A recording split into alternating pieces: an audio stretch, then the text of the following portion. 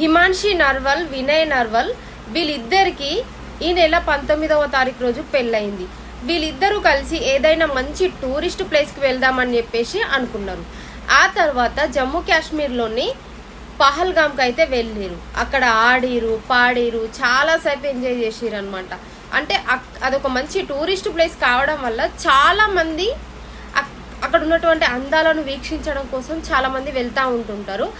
అదే సమయంలో వీళ్ళు నూతన దంపతులు కూడా అక్కడికి వెళ్ళిరు. అయితే అక్కడ ఉగ్రవాదులు వచ్చే వాళ్ళను చంపాలనే ఆలోచనతోన అక్కడే మాటు వేసి ఉన్నారు. అక్కడికి వచ్చిన వాళ్ళను కాల్చడం మొదలుపెట్టి ఆగకుండా 26 మందిని వాళ్ళ పొట్టన పెట్టుకున్నారనమాట. అందులో కొత్తగా మ్యారేజ్ అయ్యి టూర్కి వెళ్ళినటువంటి వినయ్ నర్వల్ కూడా చనిపోయిండు. ఎంత దారుణం కదా. కొత్త జీవితం, పెళ్ళయి 6 రోజులు అవుతుంది, జస్ట్ 6 రోజులు అవుతుంది అంతే. 6 రోజుల్లో అనంత లోకాల్లో దాటేసి వెళ్ళిపోయేంత పని చేసారు ఈ ఉగ్రవాదులు. నిజంగా వీళ్ళని అసలు వదిలిపెట్టేదే లేదు. అసలు ఉగ్రవాదులను వదిలిపెట్టొద్దు.